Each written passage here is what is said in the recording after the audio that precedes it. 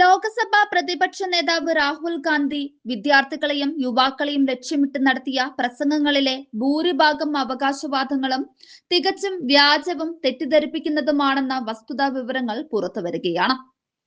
രാജ്യത്തെ ജെൻസി തലമുറ തുടക്കമിട്ട ജൂഡ് കി ഗൂഞ്ച് എന്ന ഫാക്ട് ചെക്കിംഗ് വെബ്സൈറ്റാണ് രാഹുൽ ഗാന്ധിയുടെ പ്രസംഗങ്ങളുടെ തട്ടിപ്പ് തുറന്നു കാട്ടിയിരിക്കുന്നത്.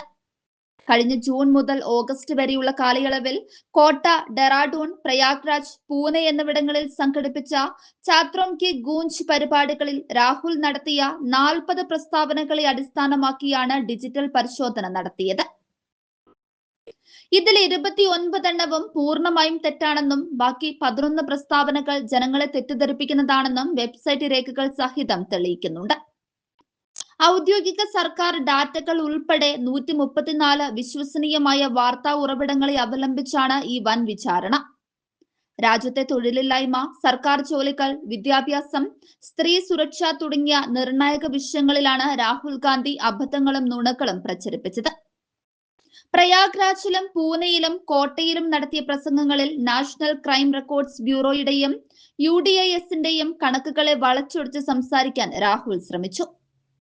ഇന്ത്യൻ സ്ത്രീകളിൽ 6% പേർ ബലാത്സംഗത്തിന് ഇരയാകുന്നുവെന്നും 80% സ്ത്രീകൾ അതിക്രമങ്ങൾ നേരിടുന്നുവെന്നുമുള്ള രാഹുലിന്റെ പ്രസ്താവനകൾ ഔദ്യോഗിക കുറ്റകൃത്യ ഡാറ്റാബേസുകൾക്ക് പൂർണ്ണമായും വിരുദ്ധമാണെന്ന് ഫാക്ട് ചെക്ക് ചൂണ്ടിക്കാണിക്കുന്നുണ്ട്. പഴയ ഡാറ്റകളെ ദുർവ്യാഖ്യാനം ചെയ്തും പ്രാദേശിക സർവേകളെ ദേശീയ കണക്കുകളായി തെറ്റായി ചിത്രീകരിച്ചുമാണ് രാഹുൽ സംസാരിച്ചത്.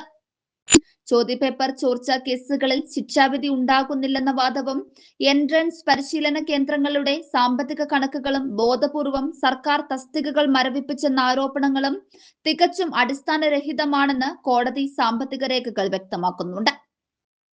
രാഷ്ട്രീയ നേട്ടത്തിനും സർക്കാരിനെതിരെയുള്ള വികാരം ഇളക്കിവിടുന്നതിനുമായി രാജ്യത്തെ യുവാക്കൾക്ക് മുൻപിൽ വസ്തുതാ വിരുദ്ധമായ വിവരങ്ങൾ വിളമ്പി രാഹുൽ ഗാന്ധി നടത്തിയ ഈ വ്യാജ പ്രചാരണം ഇപ്പോൾ സ്വന്തം നാടിന്റെ ഡിജിറ്റൽ തലമുറ തന്നെ തുറന്നു കാട്ടിയിരിക്കുകയാണ്.